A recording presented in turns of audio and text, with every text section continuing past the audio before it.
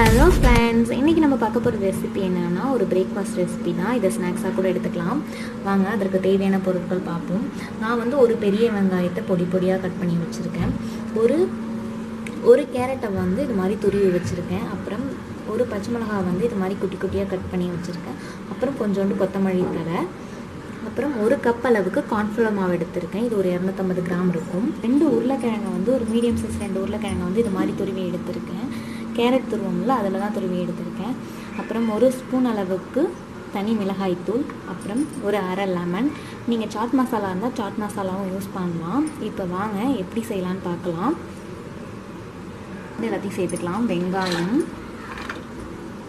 Carrot, பச்சை மிளகாய், கொத்தமல்லி தழை, அப்புறம் அது கூடவே தனி மிளகாய்த்தூள்,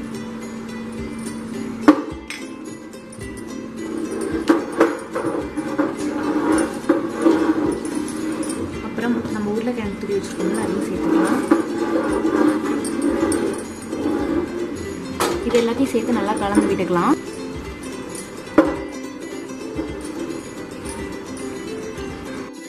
இப்போ இது கூட நான் லெமனையும் பிழிஞ்சு விட்டுக்கலாம்.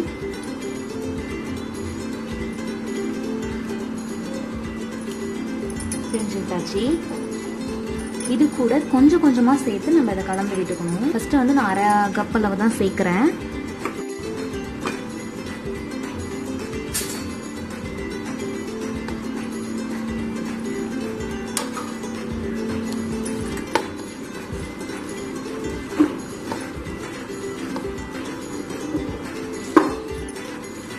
இப்பயே நீங்கள் தேவையான அளவு உப்பு சேர்த்துக்கணும்.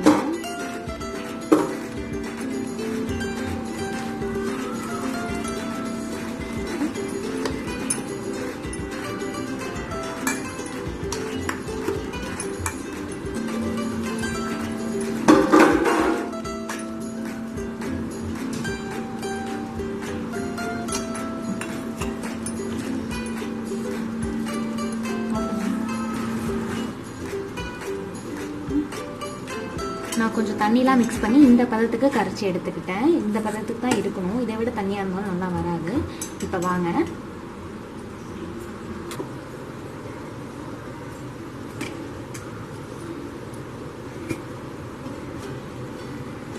இப்போ ஒரு எண்ணெய் சேர்த்துக்கலாம்.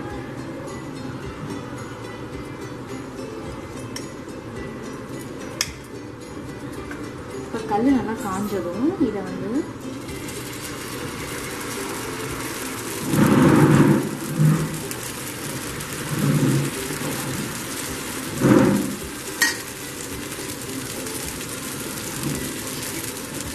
இது மாதிரி சின்ன சின்னதாக நம்ம ஊற்றி எடுத்துக்க வேண்டியதான்.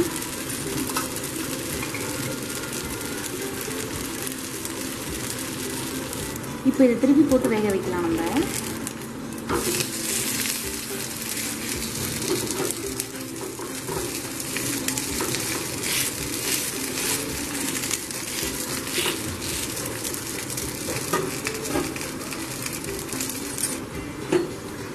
இப்போ பாருங்க, நம்ம திருப்பி போட்டு வேக வச்சிட்டோம்.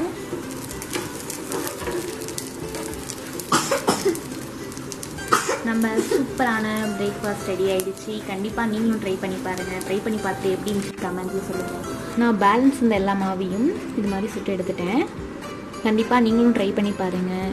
ட்ரை பண்ணி பார்த்துட்டு எப்படி இருந்துச்சுன்னு மறக்காமல் கமெண்ட்டில் சொல்லுங்கள். என்னோடய வீடியோ உங்களுக்கு பிடிச்சிருந்துன்னா லைக் பண்ணுங்கள், ஷேர் பண்ணுங்கள், கமெண்ட் பண்ணுங்கள், சப்ஸ்கிரைப் பண்ணுங்கள். கூடவே இருக்க பெல் ஐக்கானையும் கிளிக் பண்ணுங்கள்.